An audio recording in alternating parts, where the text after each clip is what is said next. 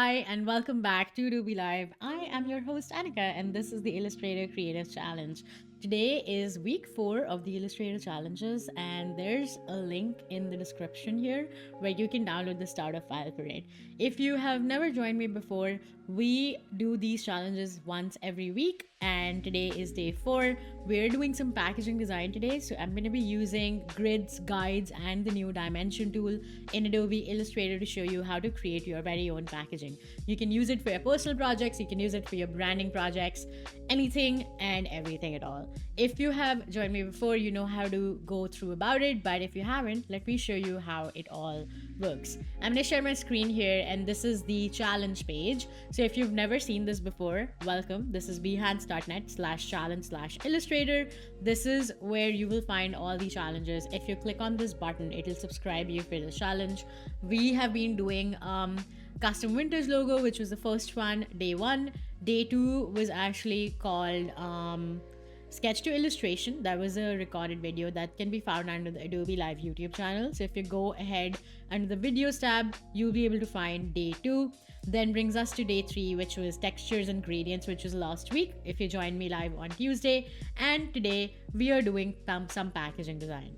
If you go ahead and download the starter file from the stream description, you will be able to find this file, which is the starter file. I'm excited because it has some information here on the left which says create your packaging using the dieline template for a foldable box, use guides, grids, and the new dimension tool to create your own packaging design. And I'm really excited about that because I love using the dimension tool. It's like super cool. I'm going to show you this link that I've added for further reading. I really like to add some information that you can use in the future just in case you missed anything. This is like a helpx page which will help you learn more about the dimension tool over here as well. With that said, let's jump into our Adobe Illustrator file again and show you what it looks like. So I'm going to open up the layers panel here, which has all the files. These may be logged in your file, which was intentional, but for using it right now, I just unlocked everything just to showcase. I'm going to start by showing you what the file contains, and then we'll go about doing everything else. So over here is the die line, which is essentially what consists. A die is basically what you use to print something. You have preset standard dies, or you can make custom of your own. This is a very basic box die which you don't even need to set. You can just print it on at home on your printer, or even use printers for it. They already have this inbuilt, so they might send you a template of it as well. Over here at the bottom is key, bleed lines, trim lines, and cut lines. The green, cyan, and red signify all of these, and these are all the lines. If I move it individually, you can see that these are all individual elements, and these are all shapes. Now, these were some dimensions I added using the dimension tool because I wanted you to see how that looked, but I'm going to remove that just over here because I want to do this in front of you and show you how that looks. On the second artboard here, we have some of the beautiful illustrations that we've been working on. And I went ahead and like changed my custom vintage logo to something that can actually make packaging and like tie in our illustrations. So I went ahead and used this little guy here with our fonts that we chose from Retype Beta if you watched day 1 of our weekly challenges. And then I made something over here like color palettes and like some artistic designs here that we can maybe use on packaging. So this is like a go through of the file, and these two are just placeholders for you to create your own thing, right? So let's go ahead show you how you can actually create like this box structure too. I know we've done this before in one of our streams, but let's press M on my keyboard. As always, shortcuts on the top right, so if you miss anything, you can see it there. Holding shift and dragging it out, this is what one shape looks like. And then I'm gonna hold shift and option and click and drag it here until it reaches. Because my smart guides are turned on, you can actually like see where it's like pasting, and now I can press Command D if I'm on a Mac and Control D if I'm on a Windows device to paste it that many times. And then as we see over here, it's like at the top and bottom. So if you imagine it's like a flap that closes, so I can just like select these two shapes, Command C, Command F, and then just rotate it around like so, and it's like in place, and we have this shape already. Now that's like the basic shape, but we do want bleed and such things while we're creating something, right? So just for the sake of time, you already have this template here that you can use, but if you wanted to add bleed to a basic shape like this, or maybe even have these flaps here that were to add things, you can go ahead and use offset path for that. We won't be covering how to make a die line because this stream is not about that. This stream is about how to make your own packaging when you already have a template. But I am going to show you a little bit of how you can actually make an offset path. You select the shapes, go to object, go to path, and click on offset path here. And it'll tell you instantly how much you want. I think I want 0.125 inches. And then click OK. And you already have offset path, right? Now these were not like together, so it seems as if it's like intersecting, but these are all different shapes and everything's offset, and that's why it looks like this. But if you union all the shapes or group it, it won't be like that. But let's go ahead and dive into it, maybe like use some of these illustrations to create our designs today. I'm gonna use the dimension tool just to like make this a little bit bigger as well. So if you are in your layers panel, just go ahead and unlock all of these except maybe the challenge layer. Just unlock all the layers and then we can do the same thing together. So I'm gonna select all of this and press Option and Shift and then like make it bigger because I just want to see it on my screen. And obviously this can change depending on what page you're printing it at, what size you think is good for what your purposes are. The dimension tool sits right over here in the toolbar. I am in the Essentials Classic workspace, so it's right over here in the dimension. It says dimension, and the good thing is that you hover on it, you can actually see what it does. So it's linear, angular, and you can read all about it again at this page. So it can be linear dimension, angular, and radial dimension, and this shows you like the 3 ways you can actually do it. So let's go back here. Click on the dimension tool, and it gives you these options where it's like linear dimension, angular, and the radial. You can go ahead and have all these dimension tool options, which I think are super cool because you can go ahead, change the document unit here as well. Precision, change the scale 1:1, which is so cool because in architecture or like engineering drawing, you actually can make things to scale or like tell the scale in the drawing itself. You can change the default line weight, the line type as well. I think I want a dashed line, so I'm going to select that, but as per your needs. You can change the arrows, and if you've ever used the stroke options, you see that the arrows are the same. There's arrow scale as well, and there's extension line. So there's a myriad of things that you can actually change with all of this. So let me actually make this like I don't know, New Spirit maybe as like the default font because that's what I want. And then it says you can position how you can like between dimension, line, and object, or you can position like align, left, align, center is stuff, and you can also share feedback. So I'm gonna click save now that I have my dimensions and I have the linear dimension opened up. So what I'm going to do is as soon as I hover on any of these lines, it shows me how many pixels they are. Like I can see it right now that if I go here 305, this says 305 again, this says 305 again, and this says 305 again. That means it's a square, and that's what I suspected. So I can go ahead in here, or if I wanted the bleed here, maybe I can just do this, click and hold and drag, and there you go. So since I customized it, it gives me the customized dotted line. And if I want to go back, maybe I can show you what it looks like with the solid line, and I'm going to do that right over here. So I can do the same thing, click, hold, and drag, and that's what it looks like with the solid line. It's a little bit too close, but here we go. So this is a solid line, this is a dotted line, and that's how that looks. But I'm going to go with the solid line now that we have that selected. 339 is not really what I wanted, but it's fine for our purposes for today.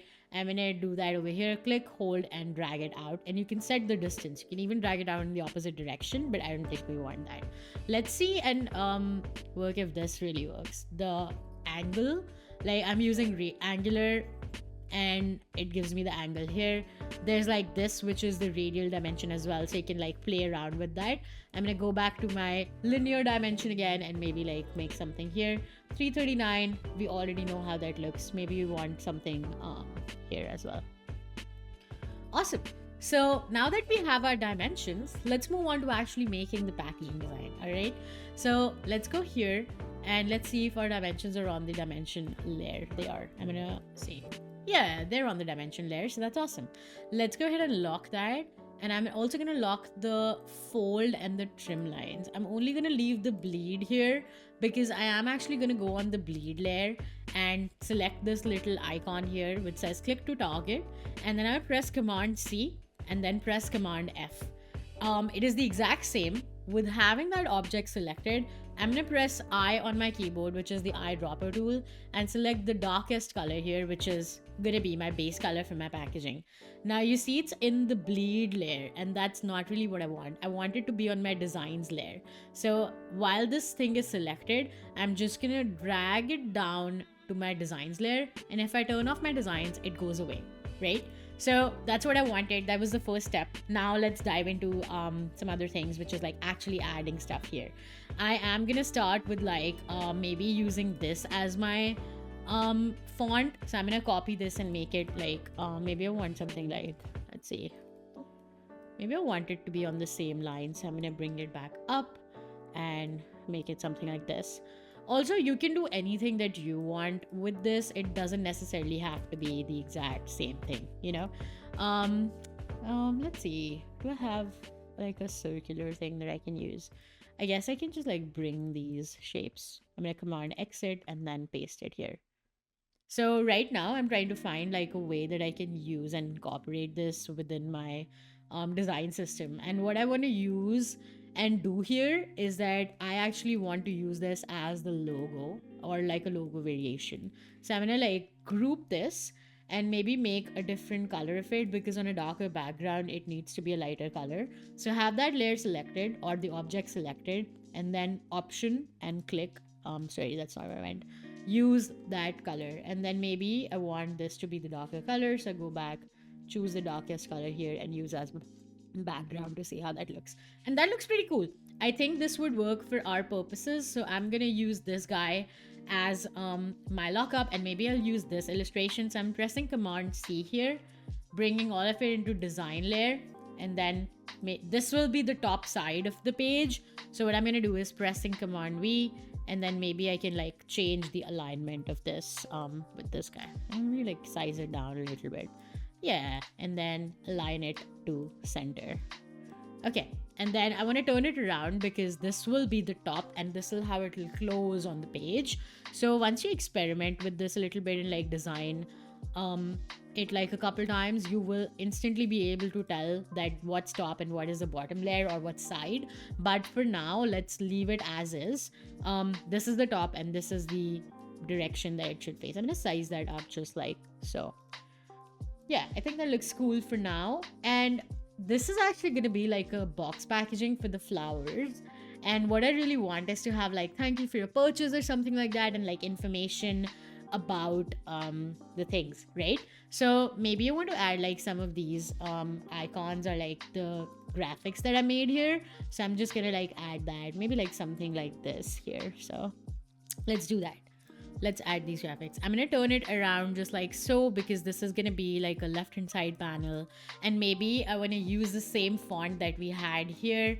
I did move it around so it's not here anymore, so let me bring that back on the side and rotate it around. What I really want is like this font that we used in our first stream, and then I'm gonna use that. Maybe I'll just use our tagline which says bloom with elegance, and I'm gonna make it bigger. I think I want to like decrease the distance. I'm gonna press option and up arrow key, which is gonna decrease the leading for me, and then I'm gonna bring it up. I think that looks cool. I don't know how much I love it yet. Maybe I want to change the color too. Yeah, and then I am gonna bring it like here and see how that looks. So that's not what I wanted to paste here. Okay, let's copy this, Command C, and then I'm gonna bring it here, Command V, and then rotate it around because this is how it's gonna. I think that looks good.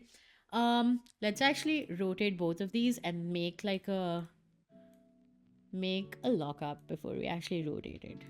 I think this needs to be closer, so I'm gonna bring that back like so. Yeah, I think that looks good. I'm gonna center it, align this here, and I think that looks good. I am gonna do one more thing where I'm gonna group these together, press Command G, and then I'm gonna rotate it towards the left, this looks like it's centered now, but my smart guides tell me that now it is.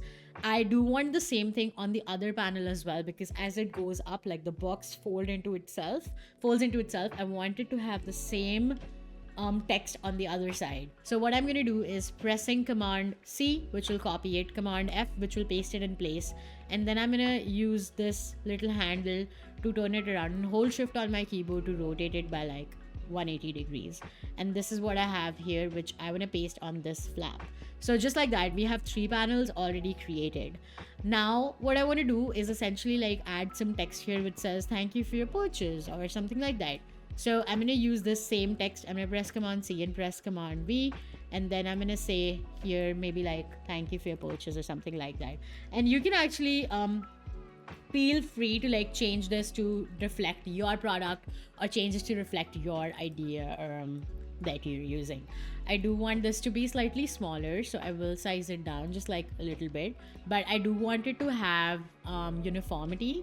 So I do want it to be like 24 points maybe, and then I'm decreasing my leading as well. Maybe I want it to be like 27 almost, and then I want to center it to this panel. Okay, and I want to use like the same design elements that we had here, so I'm copy pasting that in here as well. I think that creates for a very like, hey, we have this, like this is our brand language almost, right? I do want to customize this a little bit, so maybe I want to like bring this here, maybe I want to bring these here, right? It really depends on like what you're trying to do. And I am gonna bring this guy here, maybe this is where it is, and that's it. That's like a little bit of a layout there. And maybe I want to add like information about the product. I have this information like saved here on some text, so I'm gonna bring that up in just a second. I think I should just like use my brain to write it. I'm gonna type something out, but before that I think I want like a grid panel here or something. So let's go back to a grid tool.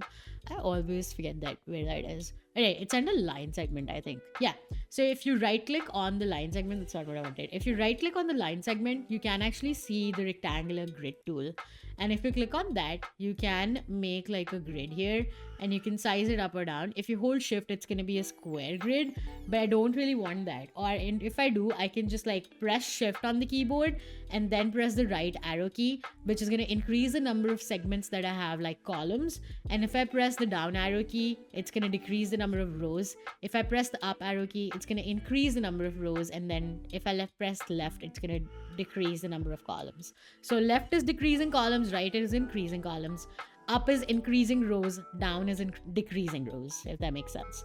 All right, I do want to do this. Let's do this. It has no fill and no shape. Okay, so I'm gonna press I on my keyboard and do this, and now it has just this stroke here. So I'm gonna leave this here, but I do want like some text or something on it, and it won't be visible if I make something like this. So I'm gonna use M on my keyboard, which is just the rectangle tool, and pressing Shift X to change the stroke into fill. And maybe I want this color as my default, and then yeah, I think that looks good with the same color as my background. I think I want this to like cut off here, so I'm gonna press this and like bring it to back like so. And then maybe I want like a QR code or something, but I'm unsure at this point what I want.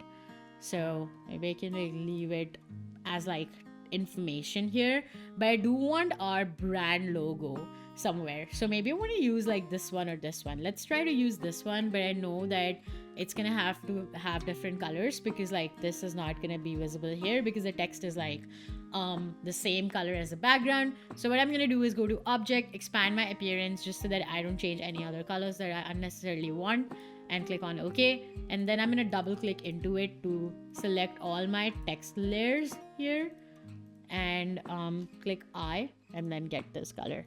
And that gives me this other lockup, which is like, it's a group still, but it's like not editable anymore. So I'm gonna bring it to top, press Shift Command and the closing bracket, and this is how it looks like.